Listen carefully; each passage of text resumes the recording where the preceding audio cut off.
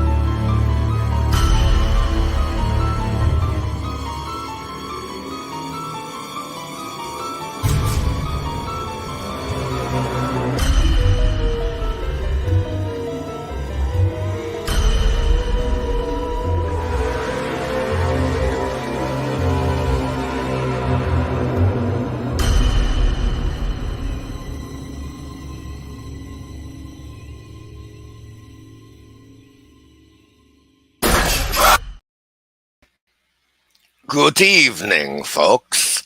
How are you doing tonight? I am doing fine. I hope you are doing fine as well.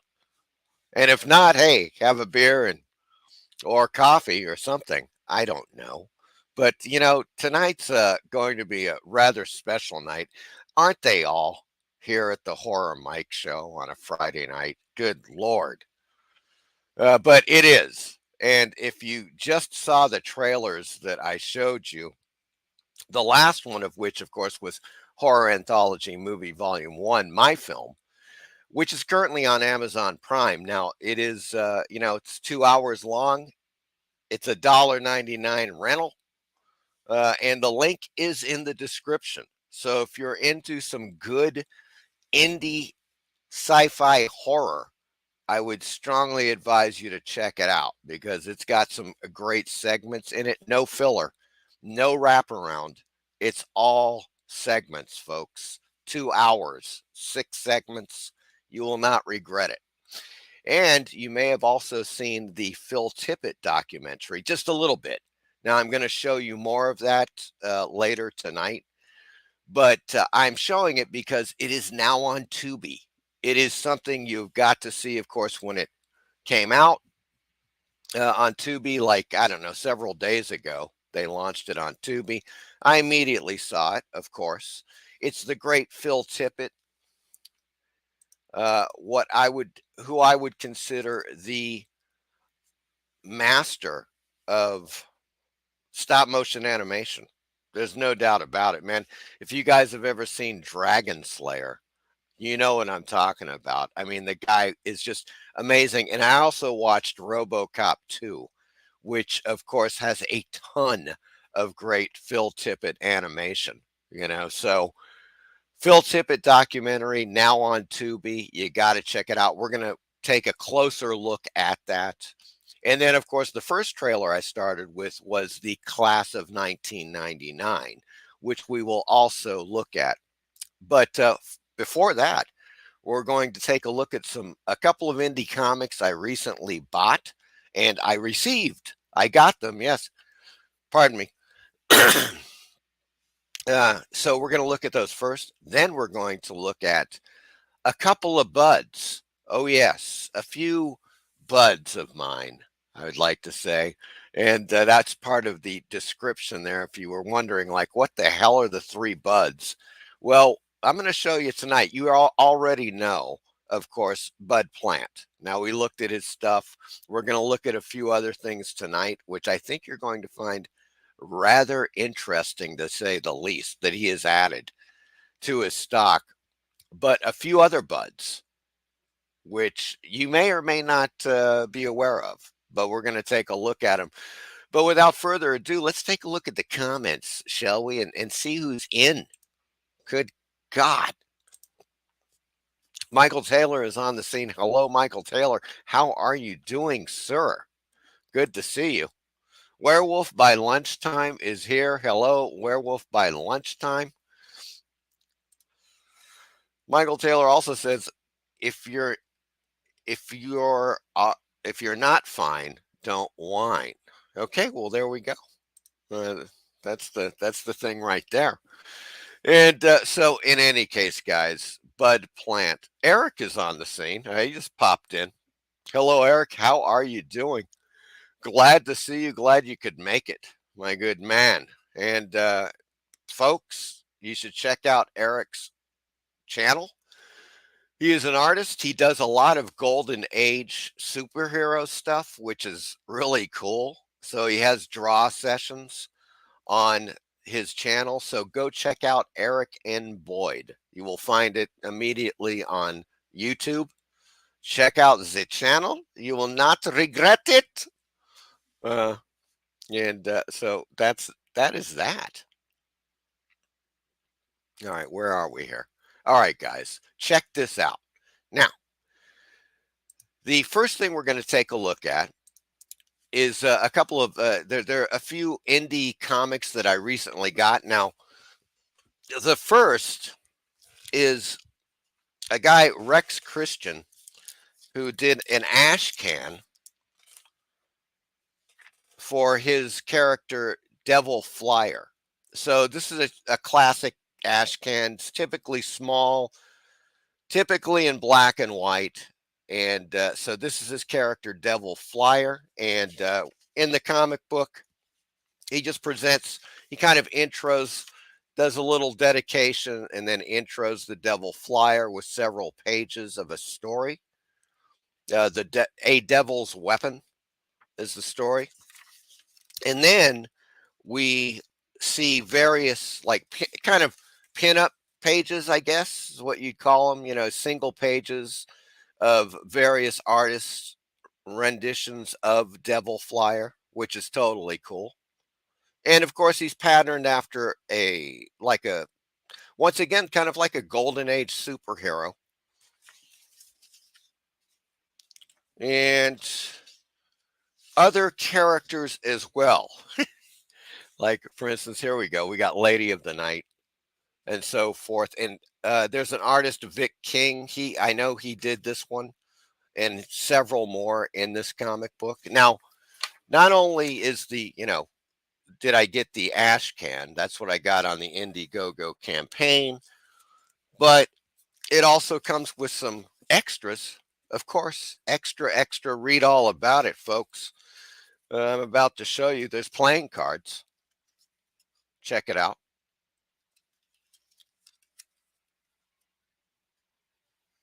The Devil Flyer playing cards. Yes. Very good.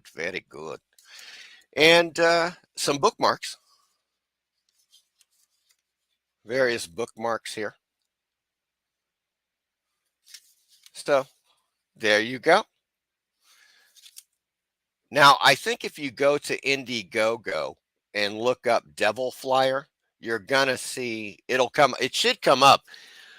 I don't know if it's still active. I think it is. I believe it's still active. Maybe somebody can correct me on that.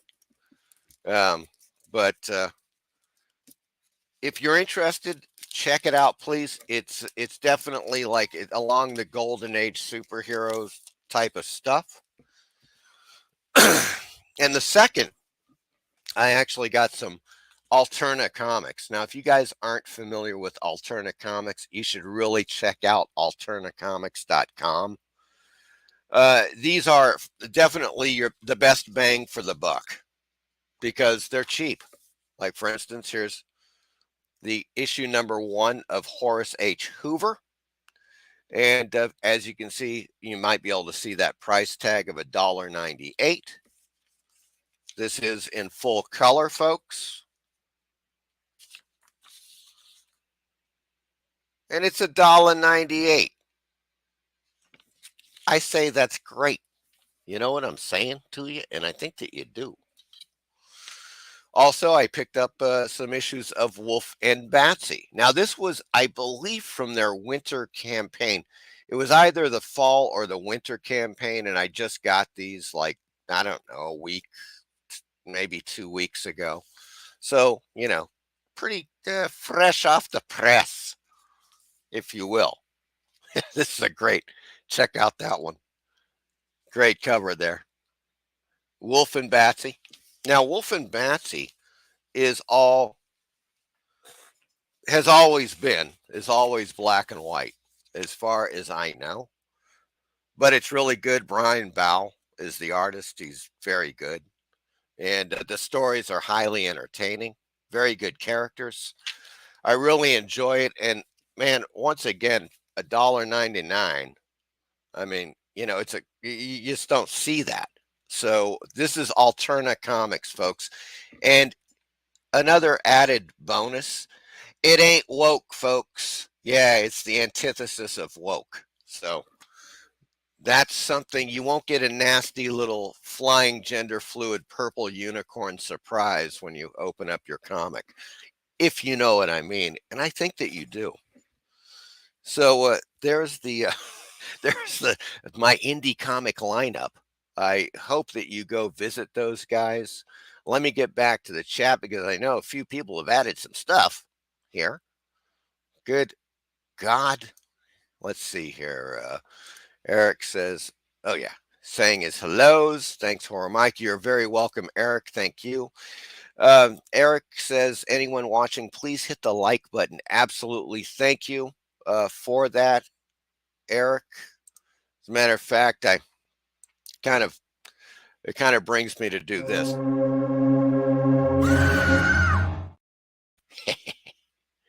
My little animation. Oh, yes, I love the animation.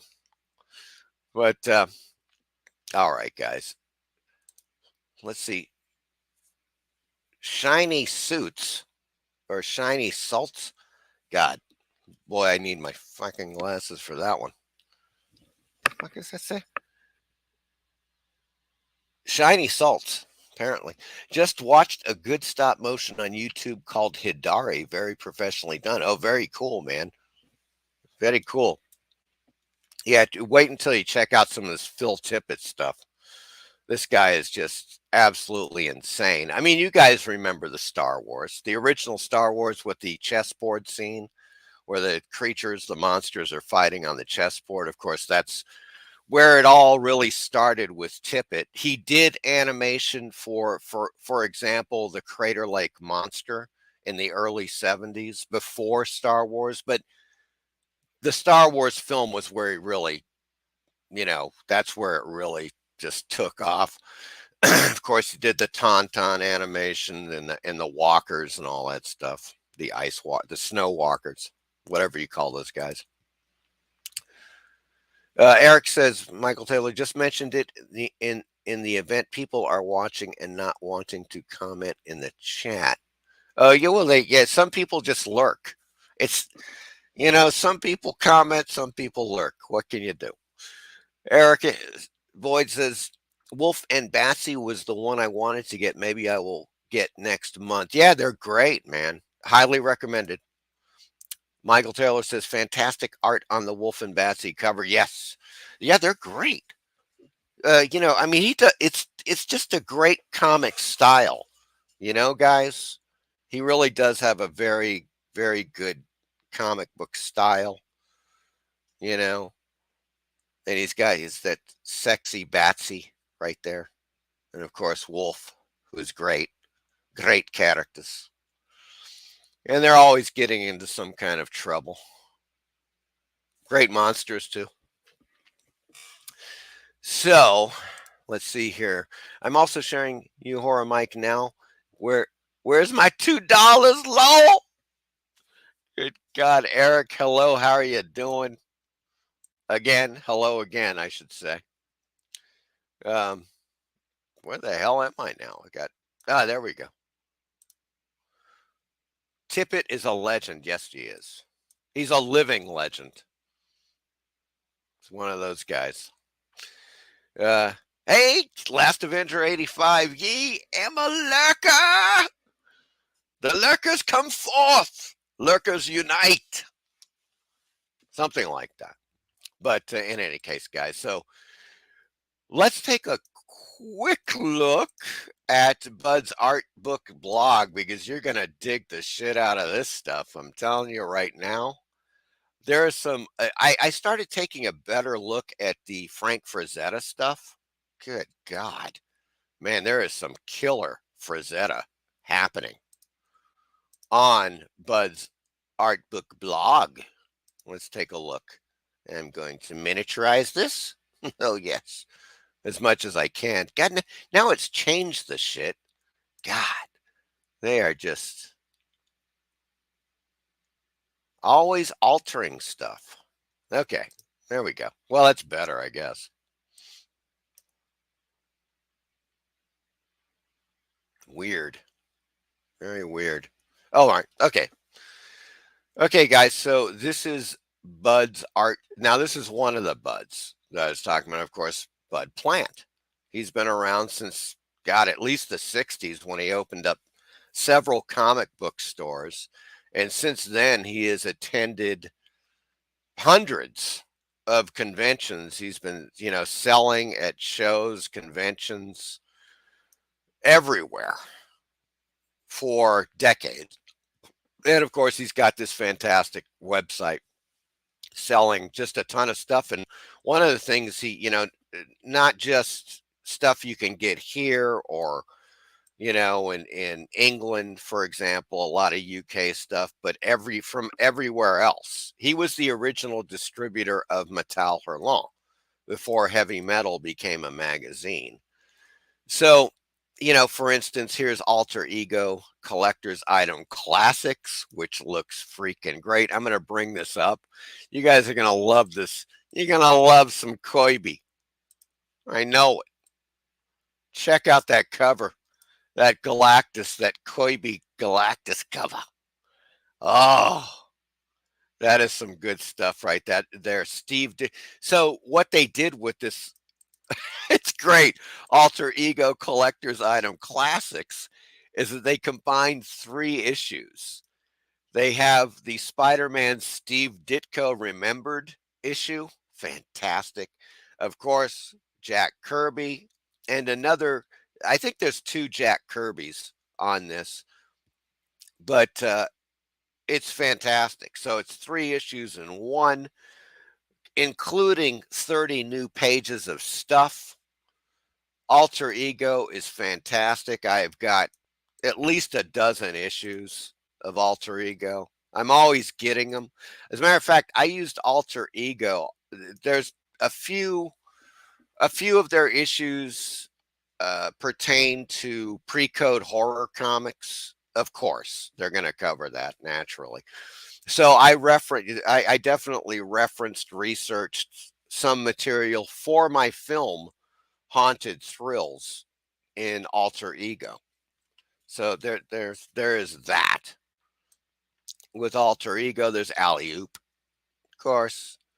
No, it's a very British affair. The best of classic romance comics. Good God. Marvel Masterworks, Uncanny X-Men, Volume 15. Very nice. Berserk Deluxe Editions, Volume 13. The Meta Baron. Now, this is from the Incal universe. I'll have more on the Incal and how you can win the Incal graphic novel next week. I finally got my shit together. As you guys know, I've got a brand spanking new copy that has never been read of the Incal 316-page, deservedly called an epic graphic novel by Mobius and Jodorowsky. So that's one of the things that I will be giving away on my channel. And that more info on that next Friday, folks. Here's Creepshow Volume 1. It's kind of cool. But let us head down further and further. Here we go. Here we go, folks. Weird Tales of the Future. Now, these are facsimile editions.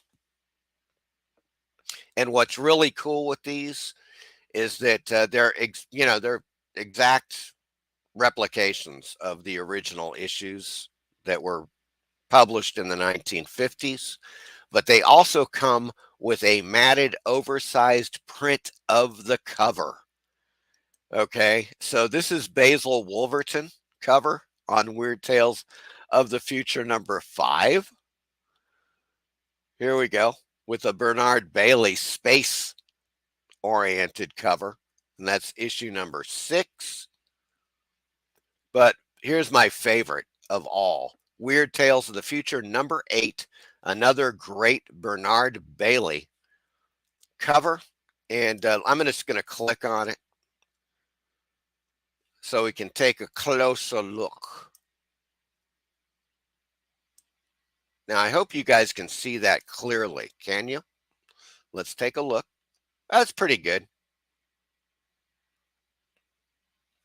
Okay.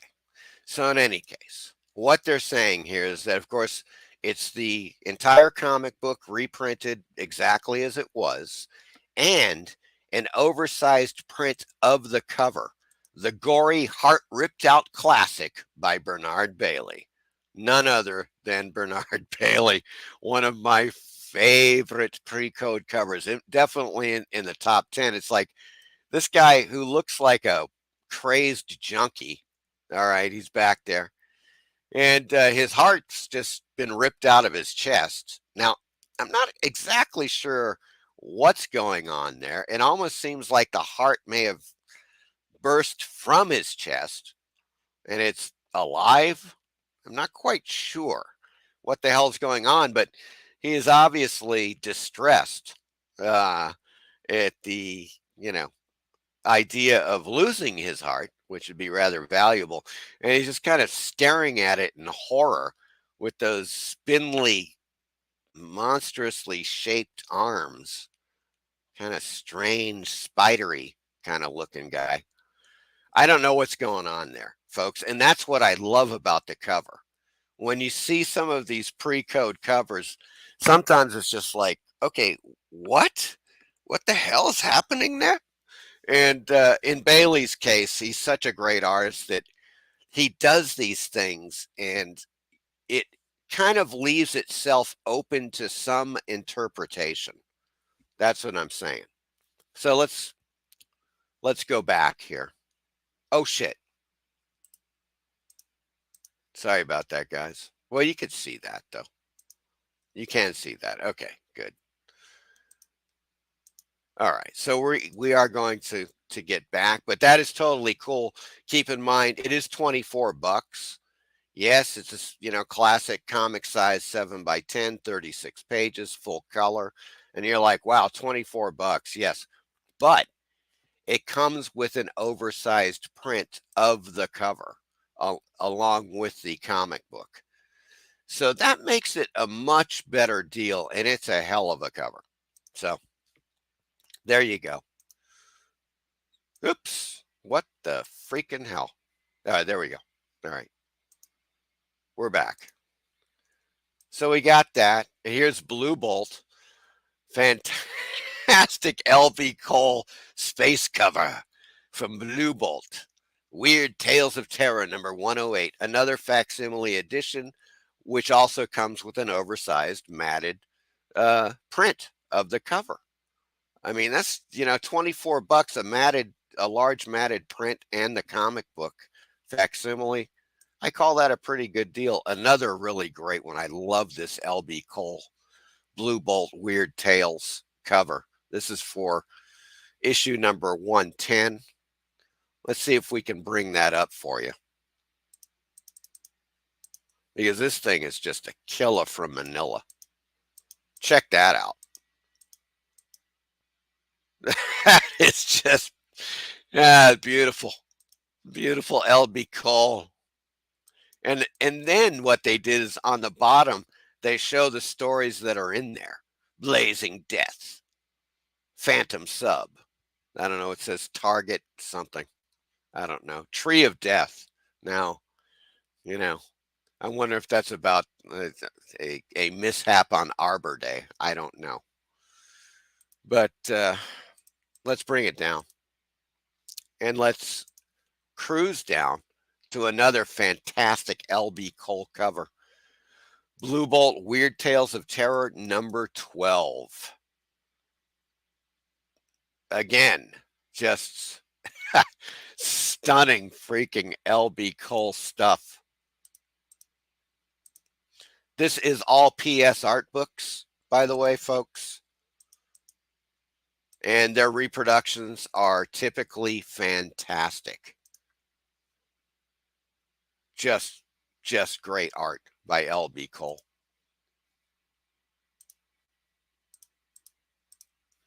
So that's some cool stuff there. Here's another one. Weird Tales is almost like Weird War Tales. It's another L.B. Cole cover. Same thing. It's a facsimile with a matted oversized print that comes along with it. Very cool. Another classic. This one was actually, as you may recall, folks, this was on auction at the PBA Galleries auction that I showed you, the Demons of Dokar, Weird Tales of Terror number 119, L.B. Cole cover. I forget what it went for. I don't know. I want to say like $550, something like that. I may be off, but it was up there. It was definitely up there, and it was low grade too. Phantom Lady, the awesome Matt Baker, of course, he just had a thing with doing female figures, and Phantom Lady was his claim to fame. If you ever have seen Matt Baker Phantom Lady stuff, she's hot, folks. She is hot. There is no doubt. So once again, it's the facsimile and the matted oversized print of the cover that comes along with it. Ooh, mature readers. And you know what that means, folks. You know what that means. Yes. Oh, Jesus. Get ready. Get ready, folks. We're going to see some more Bud Root, but this is the second Bud. This shit is hard to believe, folks. Here we go. Bud Root is a guy that he loves girls with massive mammaries and big booties. That's what he loves. His cave woman stuff is extraordinarily popular. There we go. That's about as large as we're going to get it. And it is exploding off the screen. Needless to say, this is all Bud Root.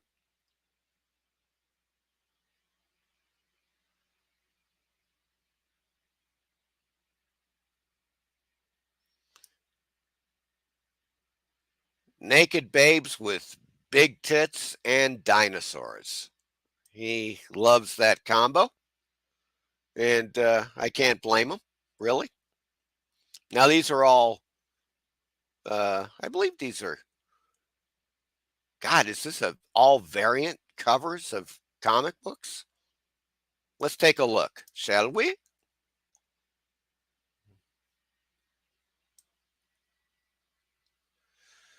limited to 450. Oh yeah, it sure is. Bagged and boarded with certificate of authenticity. Damn. $12. Bud root. You can almost reach out and touch them. That's how spectacular the old bud root is there. Okay, let's go back and get into some more here. God damn, he's got a lot of comic. I didn't realize he had this many comic books. Jesus Christ. I mean, in the Cave Woman series, obviously, it's like Midnight Madness, Heading Home, Cave Woman Gone Fishing. Oh, of course. Good Lord. Holy Toledo. This is crazy stuff, folks. So all of these are $12. So they're comic books. I have a feeling that they're limited edition. All limited edition like that one.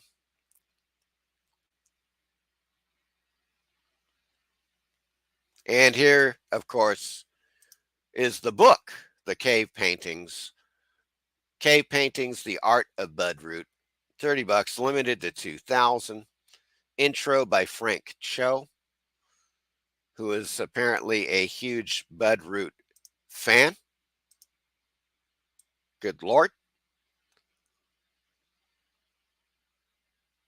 Monkey Boy Press 2016. So I think this is one, if you just want to get a general idea of the Bud Root experience, this is probably the book to get. That is nice stuff right there. Very nice. Let's take a look, shall we? Good Lord.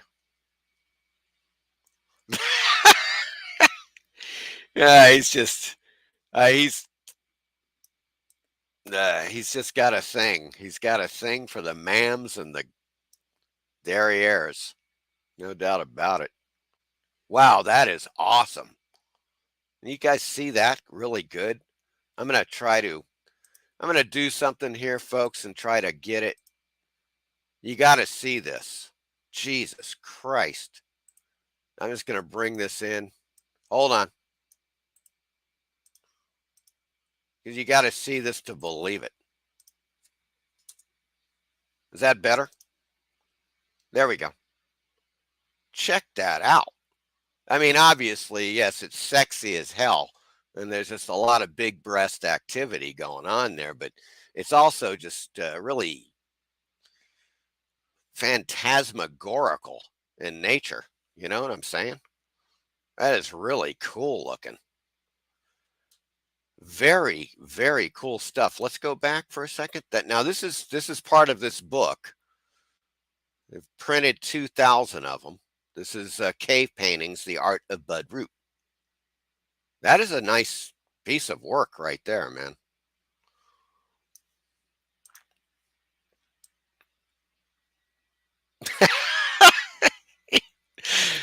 He is consistent. I'll tell you. He is totally consistent. So, in any case,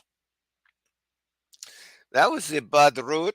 We have taken a Bud Root route, and I hope you guys enjoyed that as much as I did. Okay, let me put it that way. But here's the Art of Metal, 5 decades of heavy metal album covers, if anybody has any interest. Yeah, that's due in April, apparently. Some of these are upcoming. Yeah, coming in May. Here we go. The Art of Pink Floyd, The Wall. That's coming up. Check this out. Coming in June. Conan the Barbarian, the Original Comics Omnibus, Volume 1. Barry Windsor Smith. You got it. This is it. This is, as far as I'm concerned, yeah. You know. Hard to beat Barry. I understand that people like other artists and so forth, but the early Conan with Barry Windsor Smith is fantastic. It's due in June from Titan Press. 776 pages, folks. It's going to be $110. Which is, I guess, it's, I don't know what to tell you. It's a big book. That is a big freaking book. And wow. Wow. Wow, wow, wow, wow. Hold on.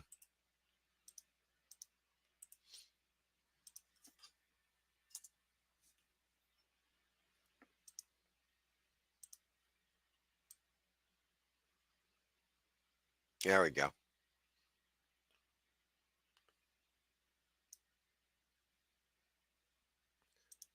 Yeah, I remember having this way back in the day, of course. I'm sure some of you did as well. And some of you probably still have yours. But the early Conan stuff, Barry Windsor Smith stuff, is just freaking fantastic. It is just fantastic. Let's see what we got here.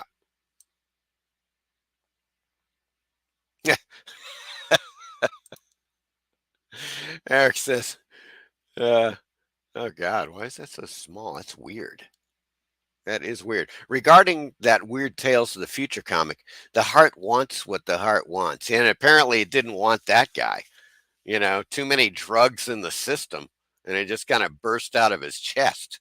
The original chest burster, literally.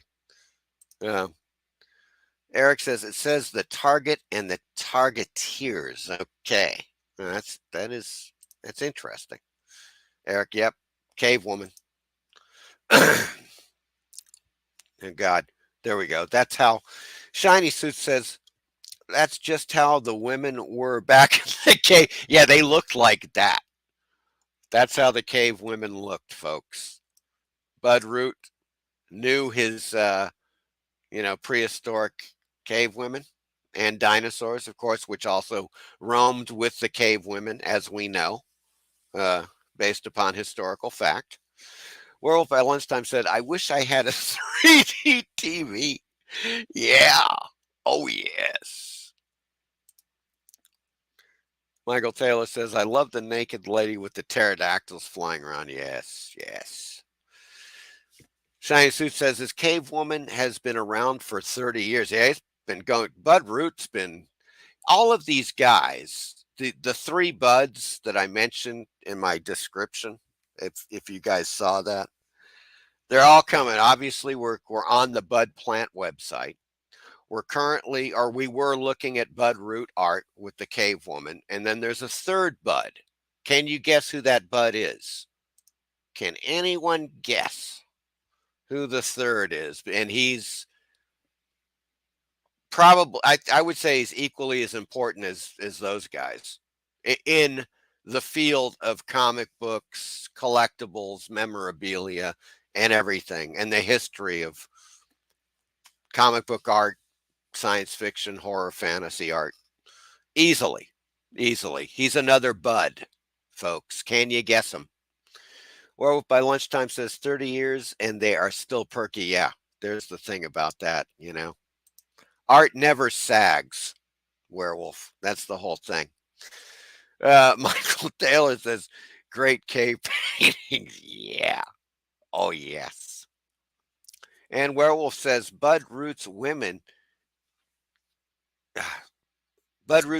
could use their bras as hang gliders. Oh, yes. And maybe they do in some of those issues. That wouldn't surprise me, Werewolf, at all.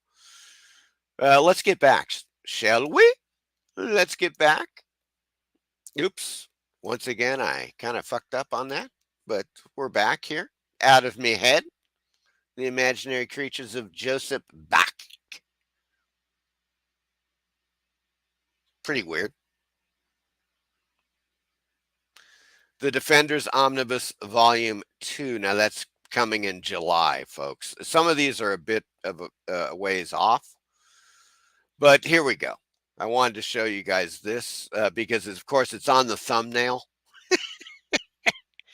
This is so good. Va-va-voom.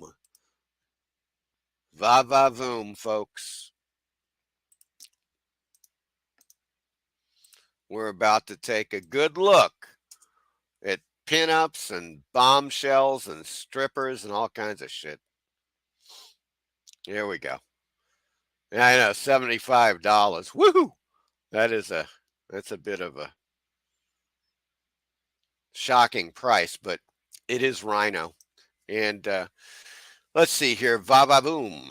Bombshells, pinups, sex pots, and glamour girls. Over 200 rare and classic photos. Of course, you got your Mamie Van Doren. Oh, yes, Jane Mansfield, Sophia Loren, Anita Ekberg. Okay. Damn.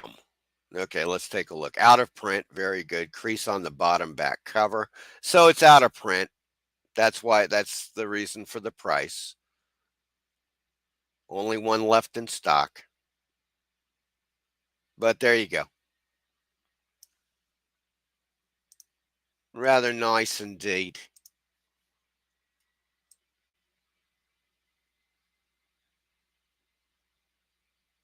Tarzan, the Land That Time Forgot. That's pretty cool. Check that out. Let's just take a quick gander. See what the hell that's all about.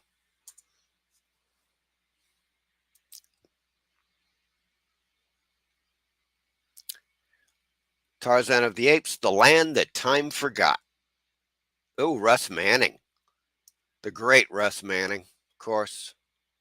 Nice. Now let's see if they've got any. They don't. Sometimes they have additional photos, but they do not. Out of print condition, fine. $85. Right there. 1974.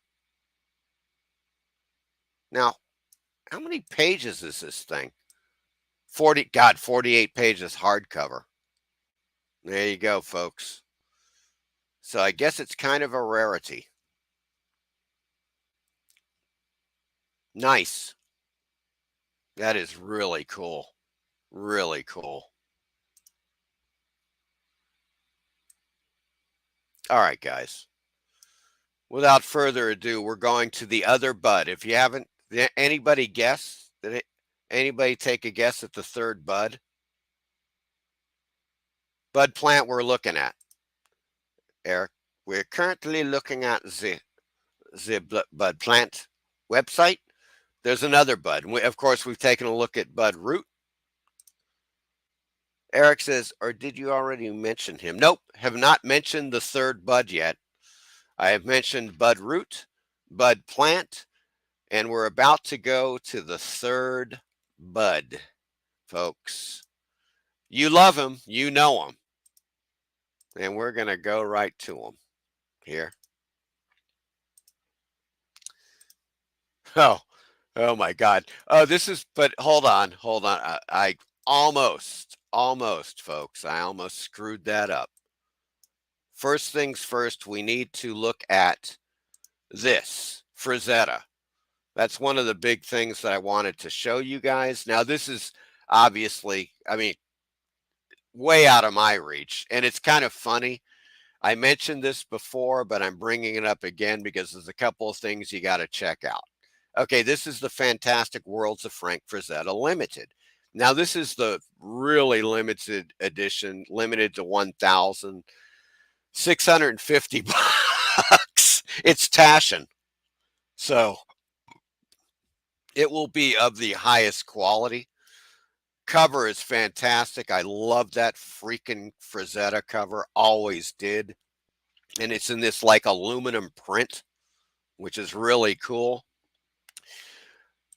Vegan leather bound spine. What the hell is a vegan leather bound spine? There is, okay, look, it doesn't exist. It's either vegan or it's leather. There's no such thing as vegan leather. I've never heard of it. Have you guys? I don't know. It's just, I don't know why they, I don't know. It's weird. Okay. That's all I'm saying. I found that to be a little strange. This particular book is also available as a normal hardcover, The Fantastic Worlds of Frank Frazetta, right here for $200. Now they printed 6,000 of these. Great cover. Once again, I hope you guys are seeing this. Yes. Okay.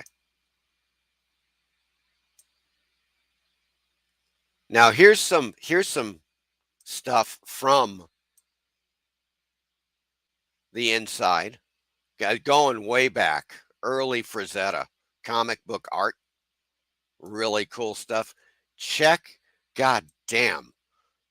That's the original art from that. That's Buck Rogers, right? I want to say that's Buck Rogers. Somebody can correct me if I'm wrong, but I believe that's Buck Rogers doing Frank Frazetta. I mean, Frank Frazetta doing Buck Rogers. And it's one of my favorite Frazettas from the science fiction period there, you know. It's just so great. God. See what else they got. Nice. God, yeah, this is some original art stuff. Jeez Louise.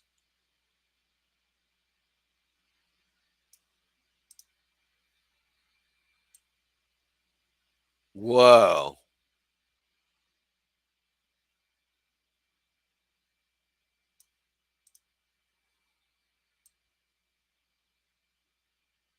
Kind of a weird one. Yeah, Tarzan one. Tarzan hanging with the apes. It's great. Oh, yes.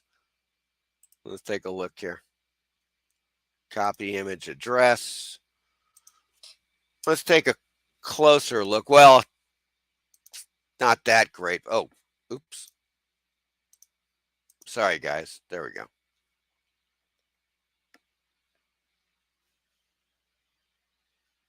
That is a nice Frazetta right there.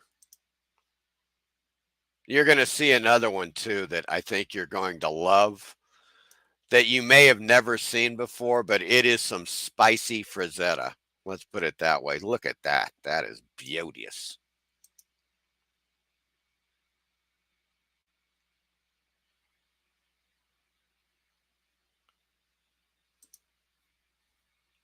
Yeah, this book, I mean, obviously, folks, it's worth it.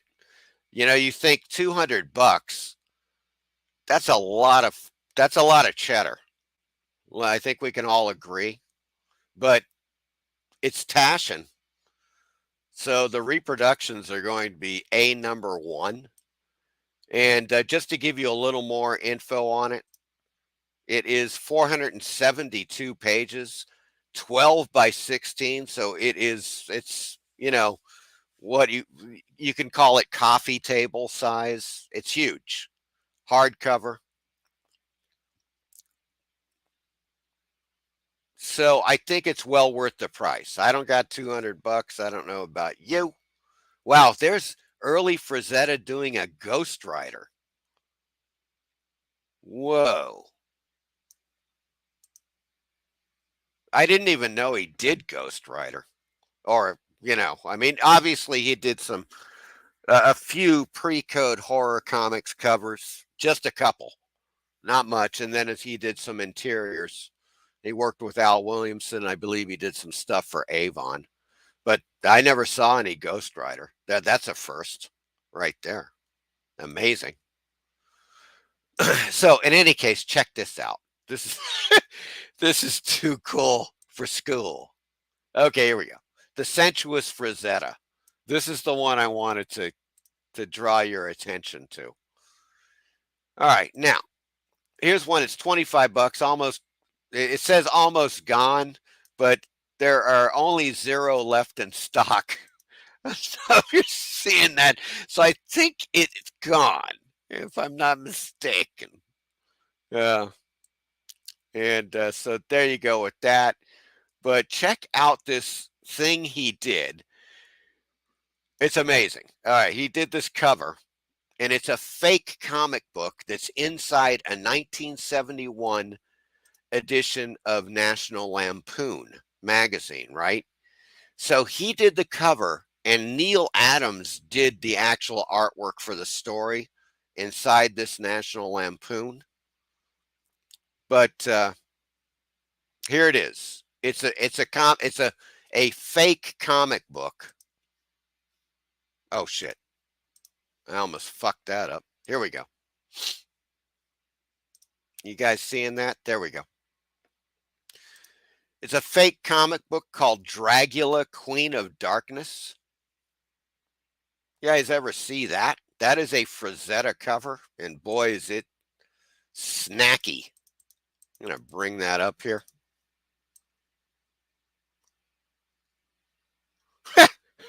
She's like, wet your fangs on these, Tooth Fairy.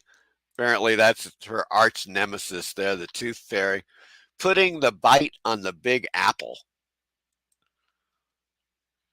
That is so Frazetta, it's not even funny. And it's so good. And this is part of, it's an interior comic book that is in a 1971 issue of National Lampoon magazine. Now, that's one of the great things that and I'm going to cover some National Lampoon in the future because they were using all of these artists, folks. Frank Frazetta, Bernie Wrightson, Neil Adams, all of these guys were doing stuff for National Lampoon.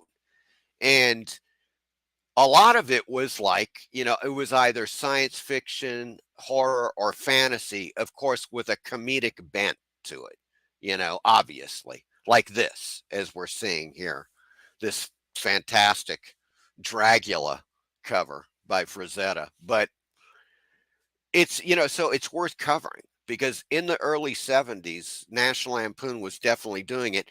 That's why the guy went to Europe, and came back after, seeing Metal Hurlant and published Heavy Metal magazine in 1977. He was like, holy shit, these French guys are doing some really saucy stuff, and I want to publish it here in the U.S.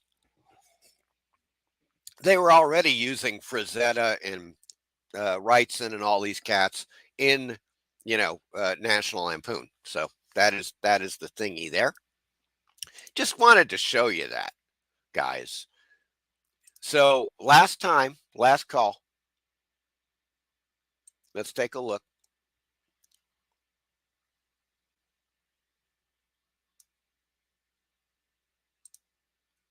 Eric says vegan.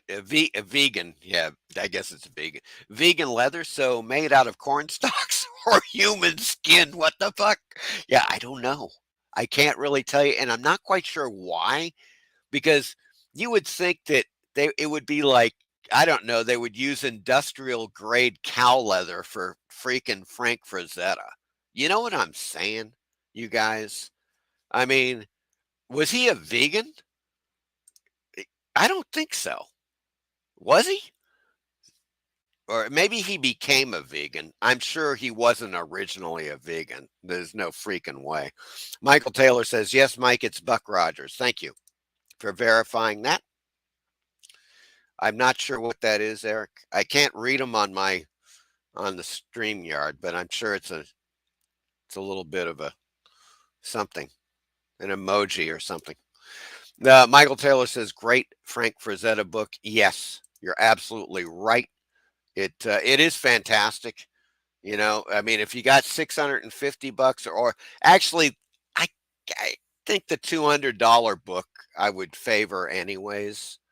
I'd probably just really go with that regardless, even if I had the money for the other one.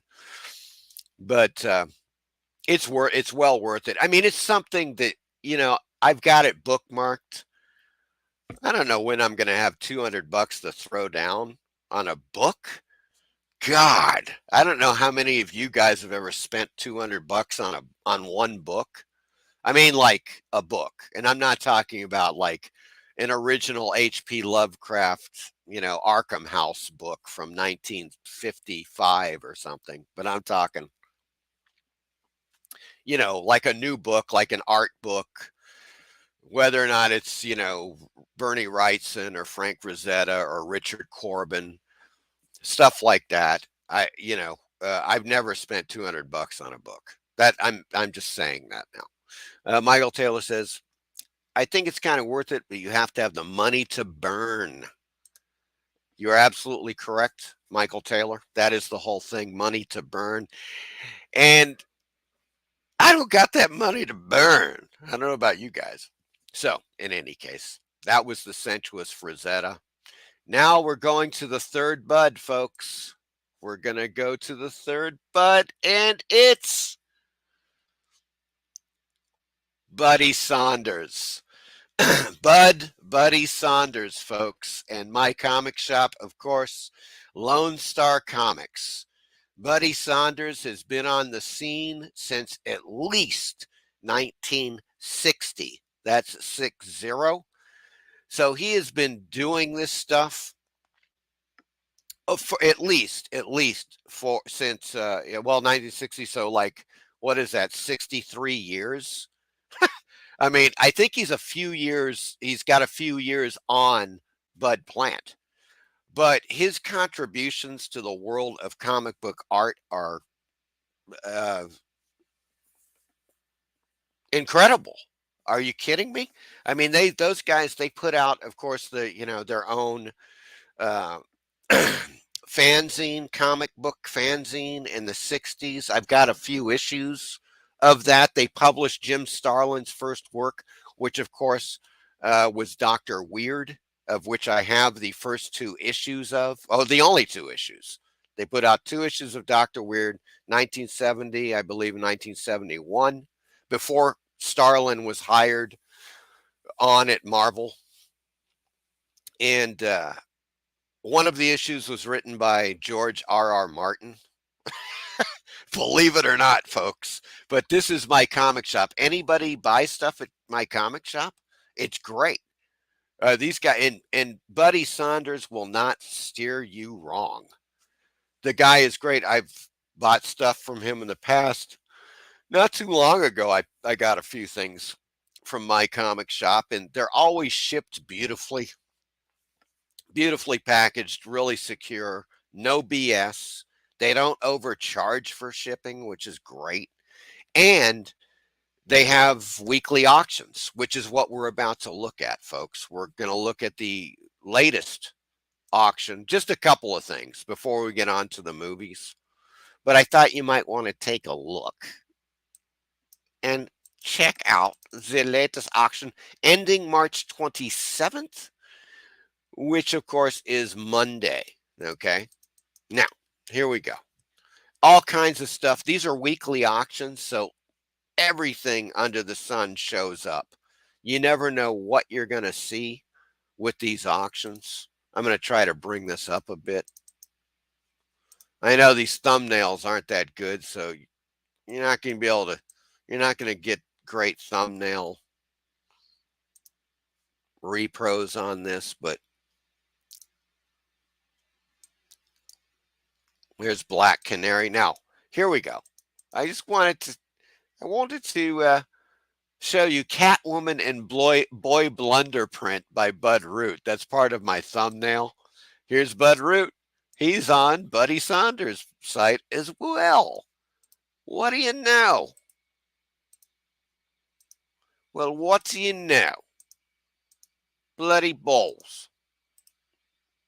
Let's take a good look at this fabulous print, shall we? I'm going to bring it on down. Signed by Bud, right there, 2022.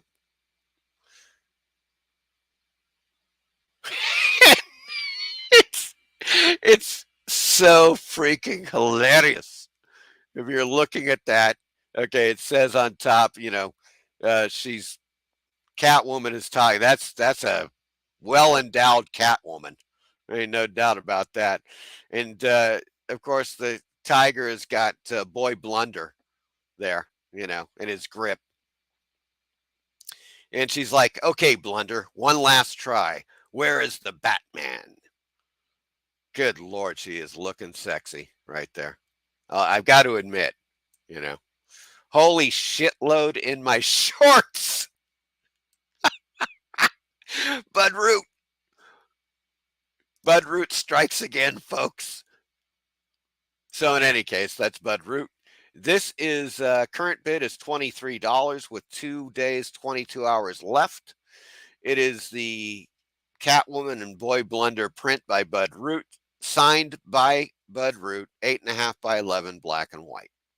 So there you go. It is hilarious. There ain't no doubt about that. I love it. Another one. It's this is even a little more saucy. A little more saucy cave woman.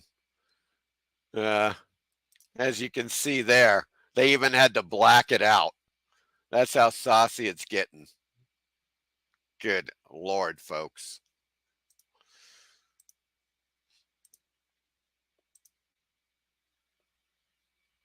And they have various stuff. There's Cerebus.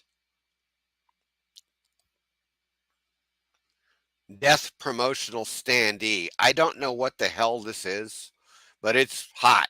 $130 with 9 bids. Jesus Christ. It's only an 11 by 14 inch standee, black and white. But it's hot. What can be said? They have these Art Adams recreation prints. Not really interested. They do have comics, folks. There's an original animation cell from Cadillacs and Dinosaurs. They always come up with some of these. That's pretty cool. Pretty cool stuff.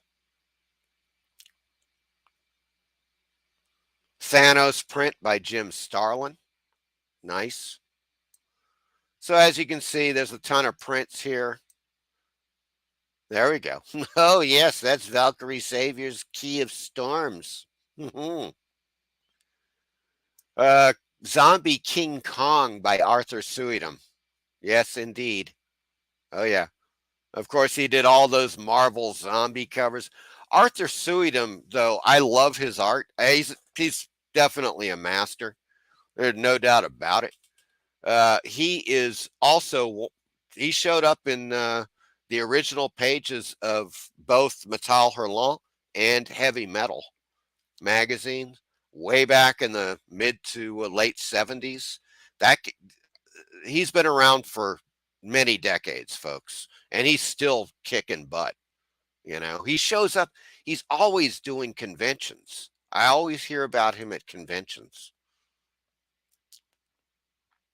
Of course, there's some CGC stuff. I don't follow the new comics that much, so, you know, I'm not really going to dwell on those too much. There's Action Comics 268 from 1960. Got a $29 bid on it. They're just not that hot unless they're introducing, you know, first appearance of some character or some shit. Adventures into the Unknown, a file copy. Ooh. An American Comics Group there. God, Jesus Christ. It's a 6.5. There's only a $15 bid on this, folks. Damn. Fucking hell. Weird. That is weird. Winsor McKay, Little Nemo in Slumberland. First edition. What? Huh? Oh, 1971. Got you. Nice. That is really cool. They have a lot of stuff. Alarming Adventures, Harvey, 1962, 4.0. What's the price? $21. Gee, you know, it's slabbed, obviously, which is, there's pros and cons there. A little Alf for you. God damn, that thing's $57. Aliens. I'm not going to do a lot of these. I just thought I'd show you they have a ton of stuff. They're always auctioning. Every week, apparently, there's an auction. I've won a few things and got really good prices, folks. Really good prices on auctions. You know, it doesn't always happen. Sometimes you get into a bidding war. You know how that shit goes. Let's take a look at this. Now, here's Amazing Spider-Man number 5. CGC 0.3 Okay. There's a, well, yes, it's a 0.5, but it is currently at $205 with 16 bids. Centerfold is missing. Let's zoom in.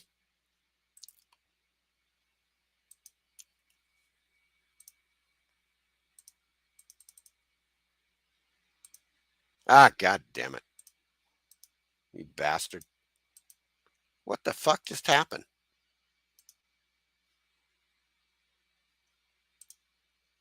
That's not, okay.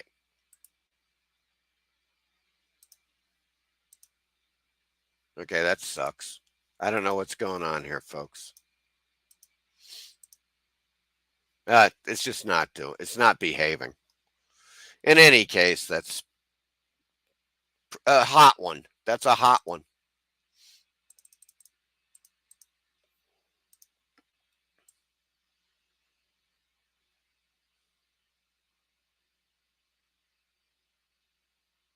Covered all that. Ghost Riders. Yeah, here's Spider-Man, another Spider-Man. Number 20. So they have, it's a huge mix of stuff. If you're looking for stuff, if you've got things that are on your, you got stuff on your list, just go, go to the auction. This is mycomicshop.com. Just go up here, search auctions, and put it on in, like, for instance, Dave Stevens. I've searched often for some Dave Stevens. Nothing this time, but typically I'll see something by Dave Stevens in the auctions because there's a ton of stuff, obviously. But there you go.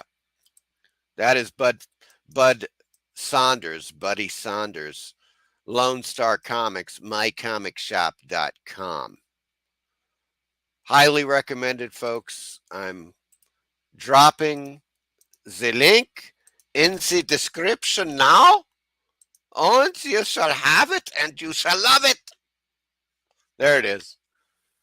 My Comic Shop. Buddy Saunders. What can be said? He's just freaking awesome. A great guy. I got a quick story on Buddy Saunders. I met him back in 2015 at a film festival. I had one of my films was playing at a festival in Texas. And it was based upon, the film I made was based upon a Joe Lansdale story. And so Joe Lansdale was also there. And we did a Q&A. As a matter of fact, you can see it on my channel. Go way the fuck back. Go back, obviously. Several years, and you will see we did a Q&A on stage after the screening, and George R.R. Martin was actually in the audience. That guy's such a dick, I swear to God. But I digress. In any case, Buddy Saunders was awesome. I talked to him during the festival at various times. Just a great guy. Truly, really nice dude, and that was that was really the highlight for me of the film festival, other than showing my film, was meeting Buddy Saunders. Really, that was it. It was really, truly quite a treat to meet the man behind Lone Star Comics and mycomicshop.com. Okay, we have a couple of things that have happened here. Michael Taylor says, when Boy Blunder was in the title, I had a feeling it was Robin related. Yeah, yes, indeed. Jacob is on the scene. Hello, Jacob. How are you doing? Good God, man.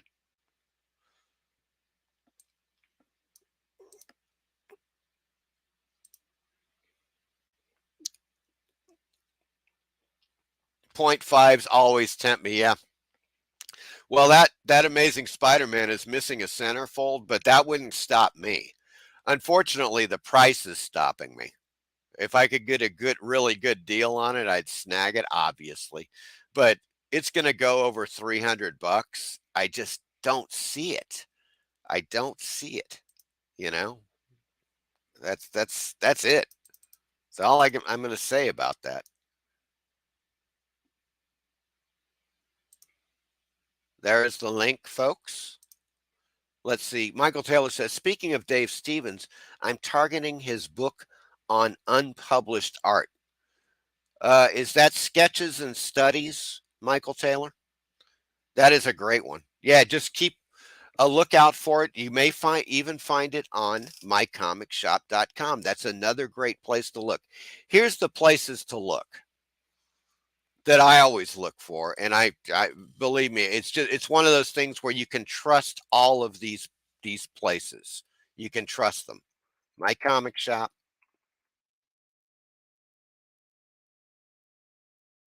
Bud Plants, it's Bud's art books. Absolutely. Those two highly recommended. Obviously eBay, of course, eBay and A Books. Don't know if you guys know about A Books. I always look at those four.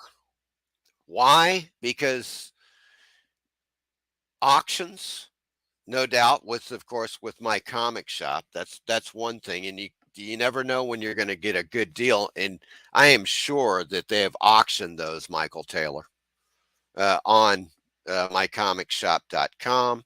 Of course, you're going to find it on eBay. Now, it's in two different things. I've got the book, as you guys have seen, but I also have the volumes 2, 3, and 4 of the signed and numbered editions. Those are the ones Dave Stevens signed and numbered. I do not have volume 1 of that, but you can get those individually, and you'll see them on eBay. That's another thing. And it depends. Sometimes you might snag a good deal on those, but they are fantastic. Although the book has got more stuff than those 4 volumes combined. That's a fact. So that's something to keep in mind.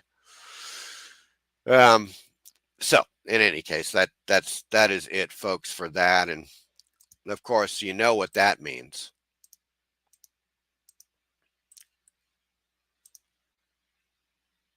We are heading towards, one thing I want to point out, a couple of great things too. My film Haunted Thrills has surpassed 20,000 views as of yesterday on YouTube. So that was really quite amazing. I was like, what the hell?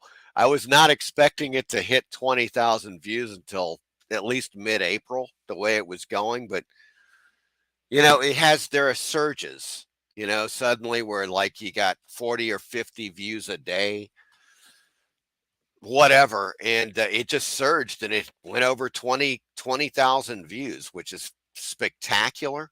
I also got a notice from YouTube. I guess they send these out when it happens. I don't know. But I got a notice saying, like, congratulations, you've gotten over 5,000 watch hours on your channel. I got this about a week ago. And that's incredible, because that's one of the things you have to be considered for monetization. You have to have 4,000 hours, viewing hours. Well, I've gone over 5,000, so I'm well over that. So that's not a problem. I did look, I believe I hit 713, lucky 713, folks, as far as subscribers go, which is fantastic. I mean, they're really moving and grooving, which reminds me. Oh, crap. What happened? That was weird. Hold on.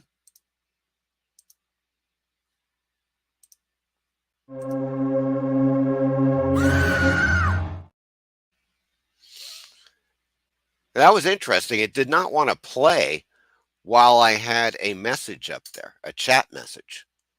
I wonder if it prevents it automatically. I don't know. There are many things, strange things, that I do not understand about StreamYard as of yet. But in any case, guys, one thing I definitely want to do now, let's take a look here. Eric is saying, Jacob Ornowski, howdy. Michael Taylor, that's great, Mike. Thank you, Michael Taylor. I appreciate it. Eric, and some emojis I can't read because they just don't show up on StreamYard. I know you can see them on YouTube, but they just come out as little blocks on StreamYard. I don't know why. They that's one thing they should probably fix. But in any case, guys, check this out. I'm going to intro the movies. We're going to go to the new movies now. But check out the trailer on this amazing Phil Tippett documentary. My first awareness of phantasmagorical images was in 1955 on television. They were running the 1933 production of King Kong. And then I was never the same afterwards. You know, it was just like, what was that? What did I just see? Why was it like that? The first Star Wars was really the first big theatrical feature film that a lot of us worked on. Stop motion's a lot like sculpting. You're like building a performance by doing like little moves. You move it like this, isn't it? Next frame, next frame, next frame. And then in the movie you will see this. Well, there was absolutely no choice in, when the digital revolution hit and kind of dissolved the photochemical process. That actually paved the way for the next step into a completely digital studio. Phil didn't really care about the glory. I think Phil does it for the love of what he's doing. One of my favorite Phil Tippett films is Mad God. Mad God is a reflection of the absurdity of the world that I live in. I'm in this world. There's nothing I can do about it, but I gotta find some kind of expression, to make sense out of stuff that doesn't make sense to me. Phil, he is my God. That's who he is. He's not a corporate kind of personality who weaves smoothly and effortlessly through the political structures of things. He is a guy who says, this is how it ought to be, and I'm not afraid to express it. He's a brilliant guy and is still working and still adapting. He realized, along with a lot of others, that stop motion was going to have its limits. He rolled with the punches and he said, okay, this is the new technology, I'm going to embrace it, and I'm going to try to make stuff that's as personal to me and expressive as it was when it was just one man, one monster. It was good for the whole industry, good for me and good for Lucasfilm and everybody that, Phil's got such an imagination. He really could feel the work and not analyze it. It's a difference between a scientist and an artist. A lot of this stuff that we've done in the past for theatrical feature films has become like iconic and historical and all that stuff. So it's in the books. What's done is done, and it's got a life of its own. And it's like your kids, It's like, there they go.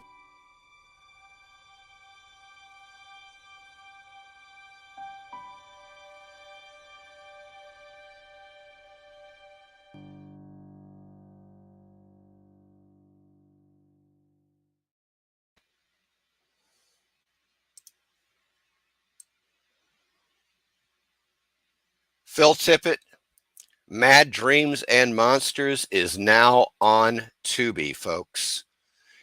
If there is a movie or documentary that you are thinking about seeing, stop and watch this one. You got to see it to believe it. This guy's work is just stunning. Going back to, of course, the original Star Wars, as I had mentioned, ROBOCOP, and we're going to get to ROBOCOP. As a matter of fact, I just watched ROBOCOP 2 again, of course, for the 10th time. That's where we're going to start tonight. Although we did leave off with that last week, I watched it a few nights ago, and I just love it. It's one of those movies. It's not as good as the original ROBOCOP, in my opinion, but that doesn't matter. It's still great. And it's 10 times better than most of the shit that Hollywood puts out now. I think you guys would agree totally with that. And the animation, the stop motion animation from Phil Tippett in ROBOCOP 2 is spectacular. I mean, talk about complicated shit.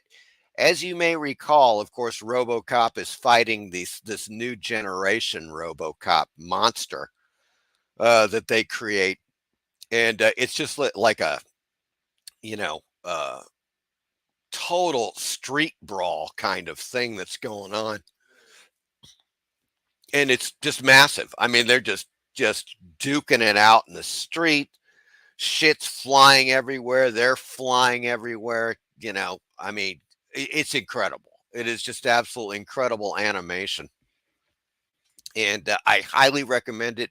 Of course, obviously, RoboCop and RoboCop 2 are on Tubi. So check them out. They're just great Phil Tippett animation.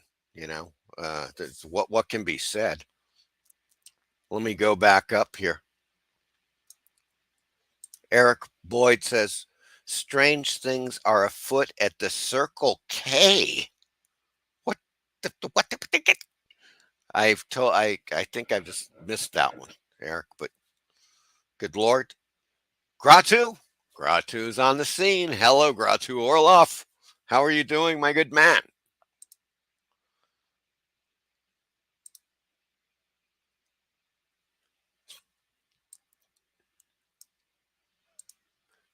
Jacob says this looks like a fun watch. You got to check out the Phil Tippett documentary, folks. It's free on Tubi. There you go. I mean, what can you more can you say? Tubi is just kicking butt. As we will see, they are kicking bloody butt. All right, guys. Check it out. Now, RoboCop 2, you don't need to say anything about it. Kicks ass. See that. Put it on your list.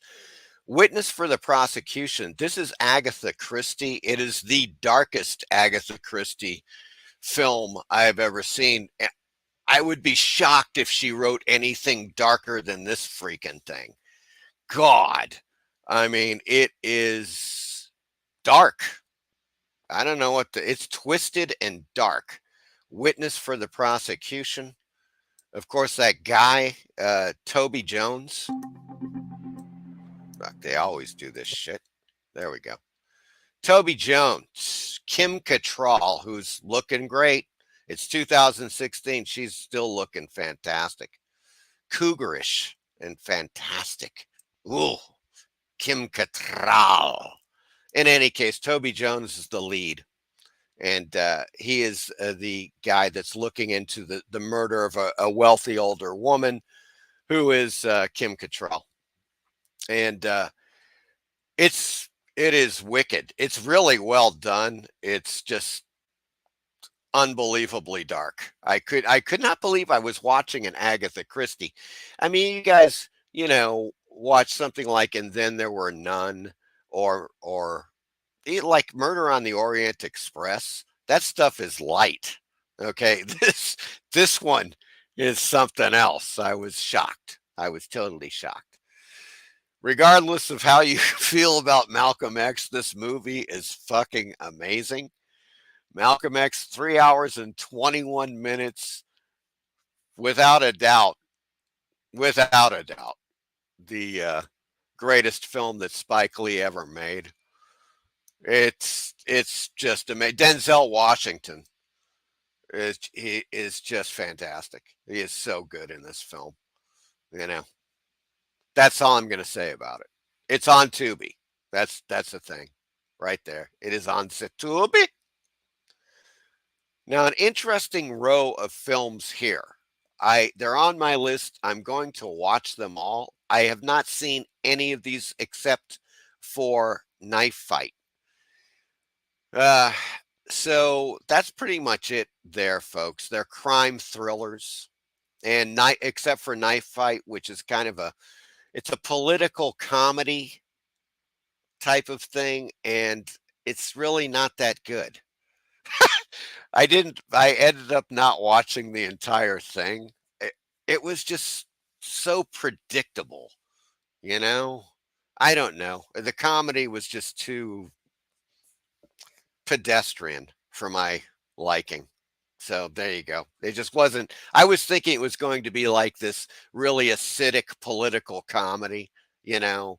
And you've seen those where they're just really like vicious campaigning politics, the backstabbing and all that shit. And I mean, there is that in the film. That's just kind of bland, unfortunately. The great Ray Liotta and Christian Slater in The River Murders. This one looks good. I don't know if you guys have seen this. It's 2011. But typically when you get two of those guys in a, detective crime thriller, it's probably going to be worth watching. Ving Rhames is also in this film. And it looks really cool. After all his exes turn up dead, a detective must work outside the law if he's to find the killer, save his future, and keep what's left of his past. The River Murders. I love a good crime thriller. I don't know about you guys, but if it's good, I'm all for it. Totally all for it. Okay, here we go. City of Ghosts, 2002. It's been that long since I've seen this film. It's on my list. I'll probably watch it again. I thought it was pretty good. From what I remember, I liked it. After fleeing the investigation of an insurance scam in the United States, Jimmy Cremming discovers his partner and mentor Marvin has surfaced in Cambodia and sets off to get his promised cut of the action.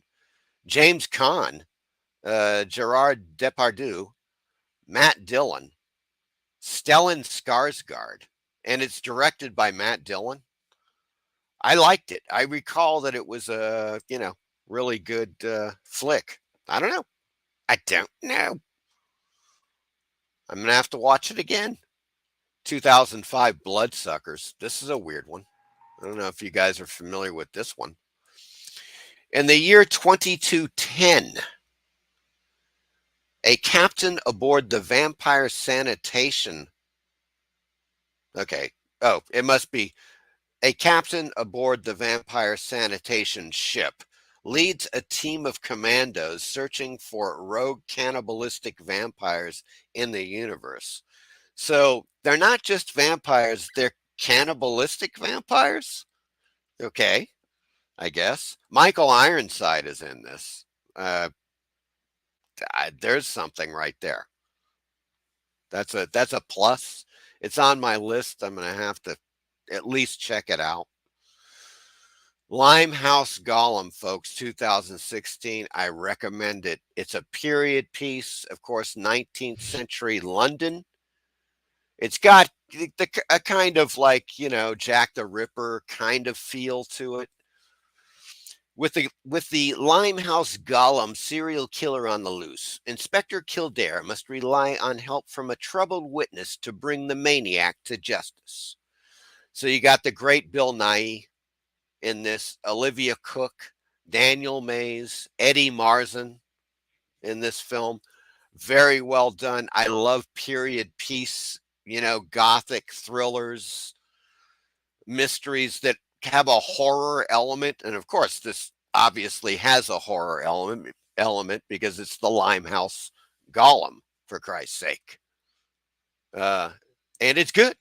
Recommended. Now, Primal, 2010. I recommend for different reasons. This is an Australian horror film, folks. You may have seen it. I don't know. But I've seen it now twice. I watched it again. It came on Tubi here. Watched it a few days ago. A week ago, something like that. And it's as entertaining as I remember it. That's the whole thing. It's a creature feature. That's really what it comes down to, right? Here's the description on it. Innocent skinny dipping turns deadly when a group of hard-partying young campers are gripped by a sickness that unleashes a primal bloodlust. Okay, well, there's two things about that description that are total bullshit. In the first place, there's just a little bit of skinny dipping. I mean, it's very little. And they're not hard partying young campers. They I mean they are. They're out there and they throw a few back, but it's nothing. It really is nothing. As a matter of fact, one of the people in their group is a scientist. And they've discovered this ancient ritual area, long forgotten, hasn't been seen by humans in, I don't know, decades or for a long period of time.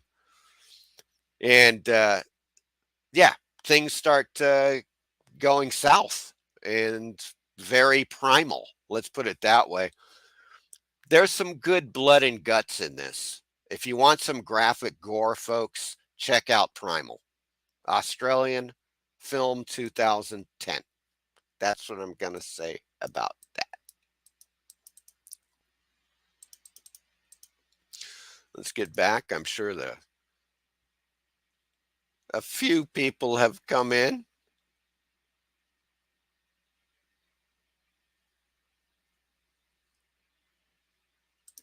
Is that old Willie Defoe? Yes, that is. That was in that one film. I'll get back to that. You guys are correct. Let me show you. Animorph. That is Willem Dafoe, 2007 crime thriller. It looks interesting. I probably should have read the description of this for you. A detective must solve the case of a killer who uses humans to enact anamorphosis, a painting technique that manipulates the laws of perspective. There is a trailer on this, folks, if you go to the Tubi site, or you can go to YouTube. Just watch the Animorph 2007 trailer. And it's very interesting. I'm going to say that. It's a very interesting looking film with an unusual kind of, mechanism to it. But Willem Dafoe's in it, Scott Speedman, Clea Duvall, Peter Stormare, and Paz de la Huerta is in there. So you got all those guys. Animorph, 2007.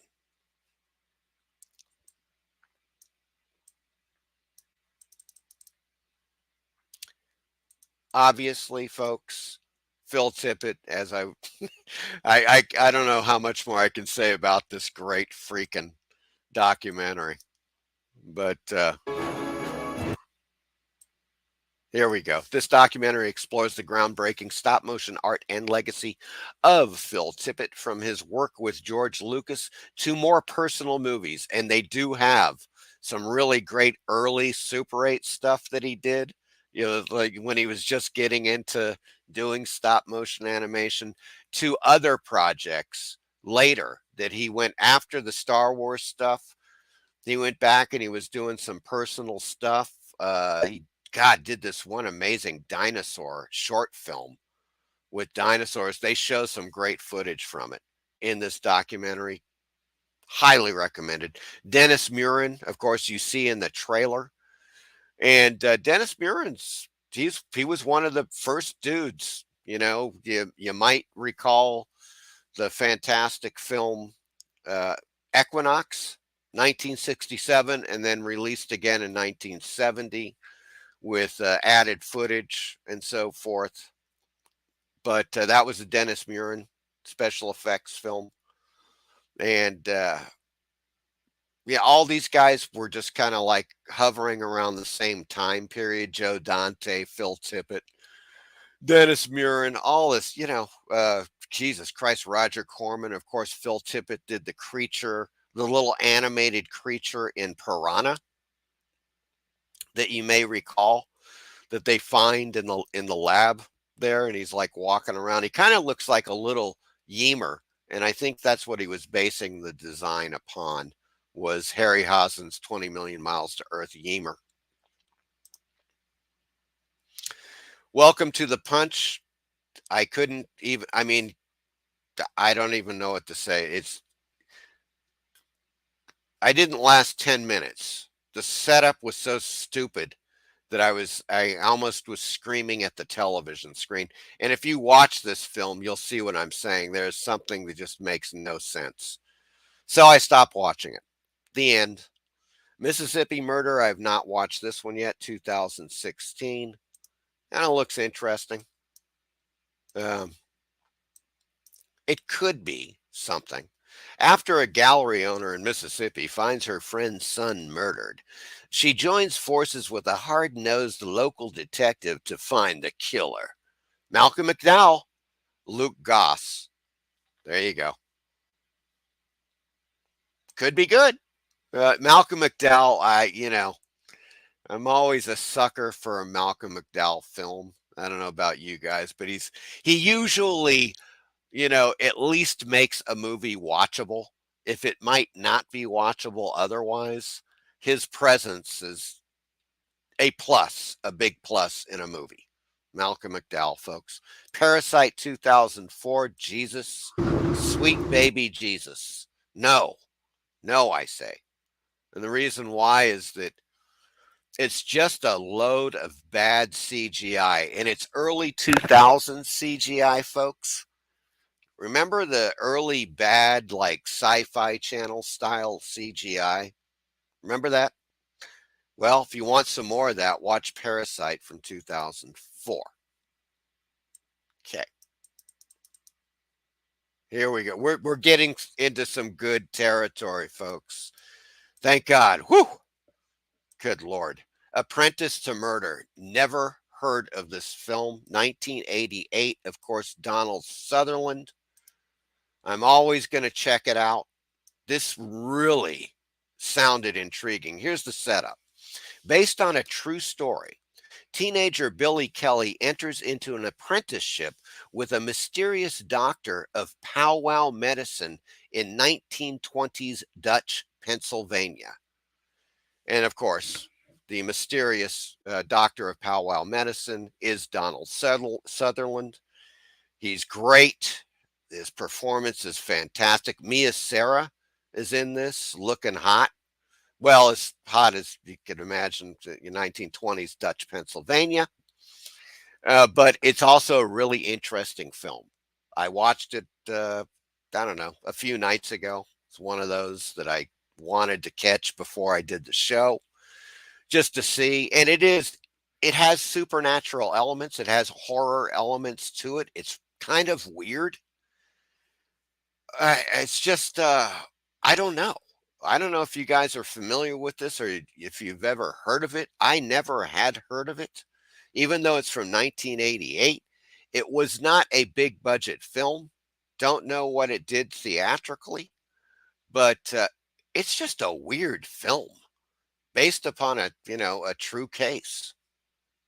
Really intriguing stuff. I recommend it at least to watch once, The Kill List, I guess is 2011. Holy shit. This film is just great. I don't know if anybody's seen this freaking movie, but wow. It's Ben Wheatley, A Field in England, High Rise. He adapted the fantastic J.G. Ballard novel High Rise into a film and did a really good job of it. Kill List is one of his first films, 2011. In this edge-of-your-seat thriller, a former hitman takes a final job for a mysterious client whose targets are tinged with the supernatural. And boy, are they. This is one of those crime thrillers that gets really dark and supernatural as it moves along. It's one of those things that builds. The tension builds. You're like, what is really going on here? Because these guys are just, they're hitmen, the two main characters in this film. And they get wrapped up in something that is beyond their comprehension. And things get pretty freaking horrifying. It's really cool. Kill List, highly recommended. Also recommended The Millennium Bug. Oh, yes. This is kind of a horror comedy with a bit of sci-fi in there. Great creature, great practical effects. These guys know their shit. You got to watch this film for the giant monster practical effects. You're going to love it. Very little, if any, CGI in this film. What they did, I read a bit about this film. They rented a warehouse and they made a huge forest,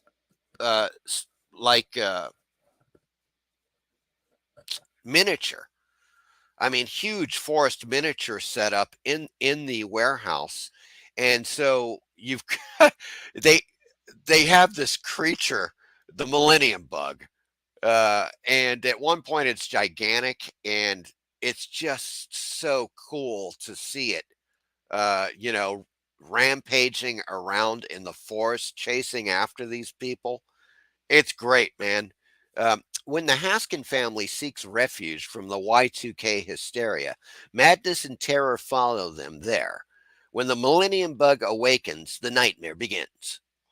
There you go. 2012. So it was long after the whole Y2K thing. I think they just made this film because, well, it's funny. There's some very hilarious aspects to this film. There's also some other really weird and dark horror aspects to it because it's kind of like deep in the woods and shit, and they run into some really strange freaks as well. But a really cool creature. If you like a really good creature feature, check out the Millennium Bug. Really great stuff. And of course, George Romero. God rest his soul. The great George Romero. Monkey Shines. An Experiment in Fear. 1988. Man, if you want to see a monkey go berserk, check out Monkey Shines. It's one of the great late 80s films, in my opinion. I think that George Romero was right on the mark with this film. Injected with human brain cells, a super intelligent female monkey is enlisted to help a wheelchair-bound quadriplegic get on with his life. With extremely mixed results. They should add on to the end of that. Because it's the Monkey Shines. It's great, man. Monkey Shines, folks. Check it out. Tubi has added some really brilliant films. You know, it's always a mixed bag. You never know what you're going to get. But these 4 films right here that's it. And of course, the Phil Tippett documentary. Jeez Louise, man. Fantastic. Let me get back to the chat here. Michael Taylor says 20 million miles to Earth was great. Yeah, it's fantastic. And in the Phil Tippett documentary, they get into that a bit because it was arguably one of Harryhausen's greatest films. Now, I do love Jason and the Argonauts and Seventh Voyage and Golden Voyage of Sinbad, folks. Golden Voyage of Sinbad, Carolyn Monroe. Oh, God, good Lord, Carolyn Monroe in that. Eric Boyd says, Mia Sara, the actress from Ferris Bueller's Day Off. Yes, indeed. She is in it, and she's looking kind of Dutch, but still sexy in a very old-style Dutch Pennsylvania way, Eric. That's kind of what I'm saying there, but she's pretty hot.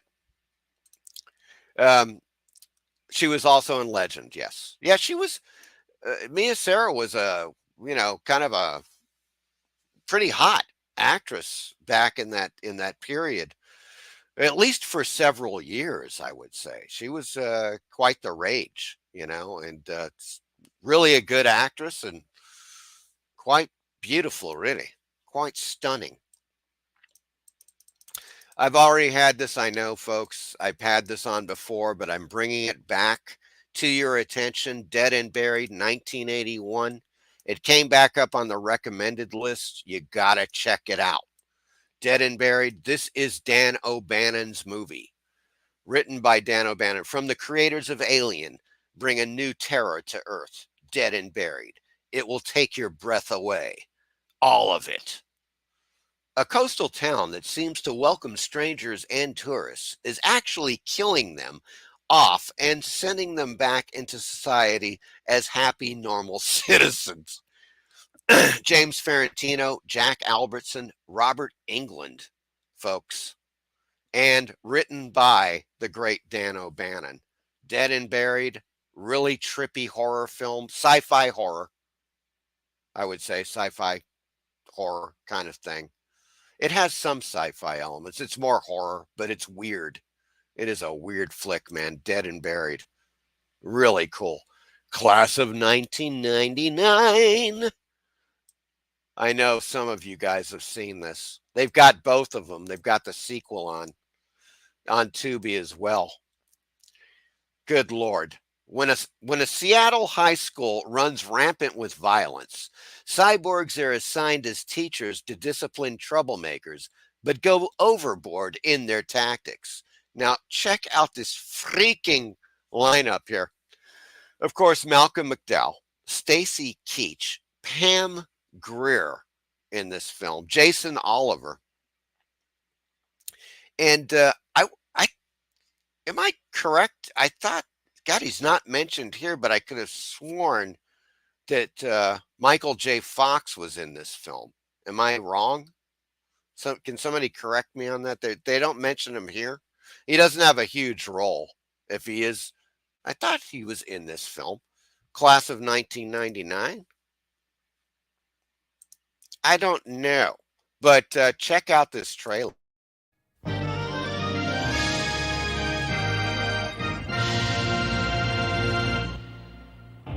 In 1998, 6 million violent incidents took place in American high schools, including 29,927 teacher fatalities. The public school system has been reduced to a battlefield. But the Board of Education has just found a solution.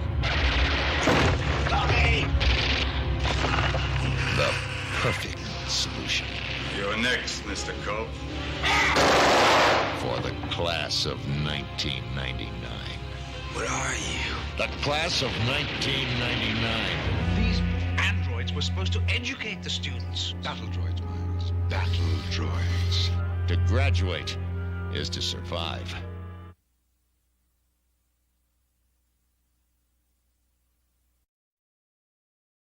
I love it, folks. I've seen this film several times. It just pays off. You know, it's one of those films that delivers. I'm sure some of you have seen this film. They do have also the sequel, which I'm going to show you now. But what a freaking thing. Class of 1999, The Substitute. Oh, yes.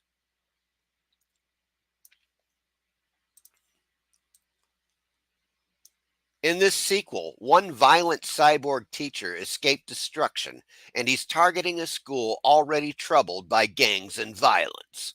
Oh, yeah, absolutely. Of course, Nick Cassavetes, Sasha Mitchell, Gregory West, too, yeah. Recognize that name. But they do have the sequel. I plan on watching both of them back to back. I'm going to do a little Class of 1999 evening sometime in the next few weeks. No doubt about that. And man, they have got Wreck. Oh boy. Wreck 2009. This is the from Spain. The original. Now they did a freaking American version called Quarantine, which you guys may recall. See Wreck. Watch this freaking, and also Wreck 2. Good Lord. Both of them are awesome. A random group finds themselves trapped inside a sealed-off building with a blood-curdling and lethal terror lurking within its walls. Boy, is there some great shit in this freaking movie. You've got to see Wreck if you have not seen it. It is now on Tubi. Highly recommended. Now, they added these, folks.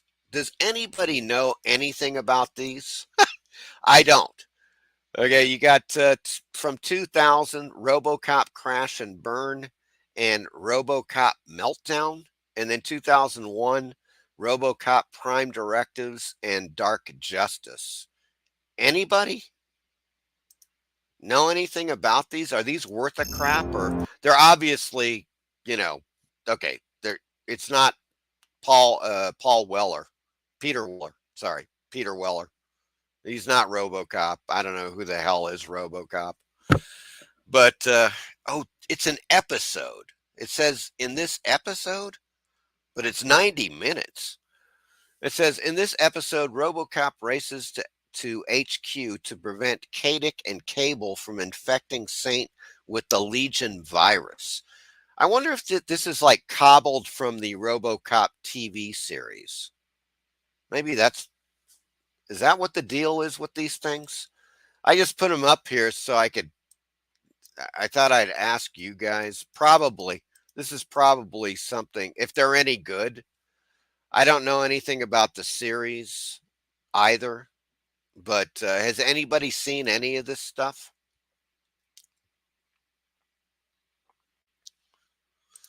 Eric says, I've never heard of these RoboCop shows. I haven't either.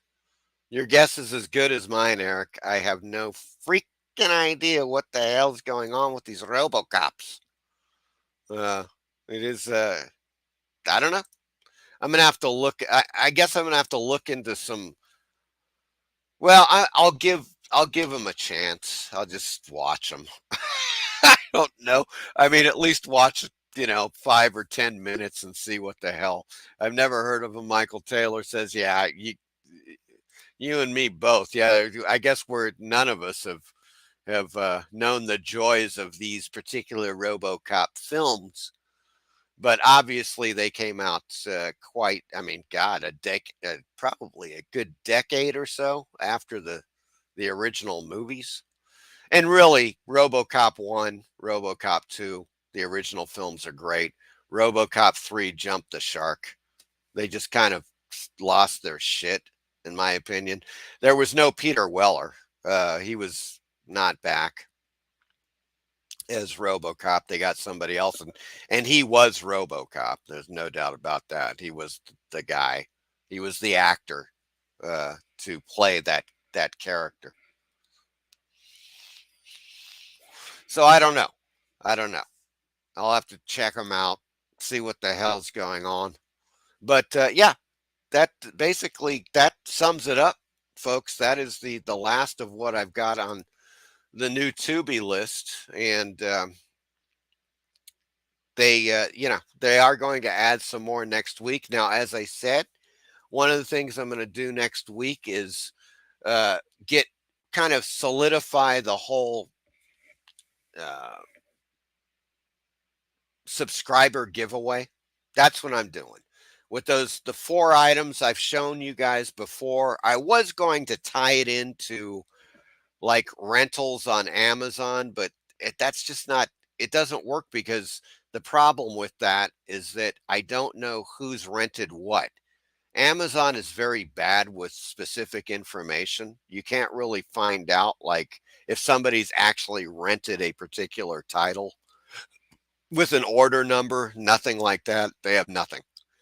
You don't get anything. It's pretty much, that somebody's rented it. You don't know who. So that's a non-starter. What I'm going to do is I'm going to think about it this week and tie it into the, when I hit 1,000 subscribers type of thing. There's 4 items. There's, of course, the brand new graphic novel, The Ink Owl by Mobius and Joe Dorowski, I will be giving away. Issue number 2 of Heavy Metal from May of 1977 with the incredible Mobius cover on that. But that is issue number 2 of Heavy Metal. Then there's another really great issue of Heavy Metal with a Corbin cover. And something else that's really great. I freaking forgot. I believe it might be Lovecraft and Corbin related. But there's 4 items.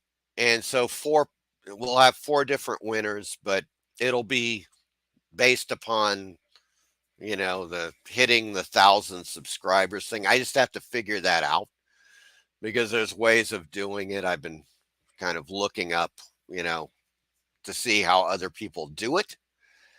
And yeah, so I'm formulating something, and I will know that by next Friday.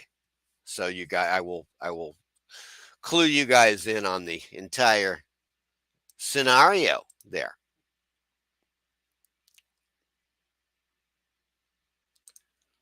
Eric says, have a great Friday, everyone. Hope to catch you again, Horror Mike. Yes, absolutely. Come on by next Friday, Eric. I will be live as usual. Michael Taylor says, is there a Sunday live show? No, there is a pre-recorded video for this Sunday, Michael Taylor. And of course, I will be live next Friday. So you guys have a great weekend. And I will have a video coming up on Sunday, which I think you're going to want to catch because it's going to be naughty Neil Adams in action doing some Wally Wood characters. And I don't think you've seen this, but you're going to want to see it. It is really quite good indeed. Michael Taylor says, thanks, Mike. I had fun. Thank you, Michael Taylor. See you, Jacob. Take care, you guys. I will talk to you soon.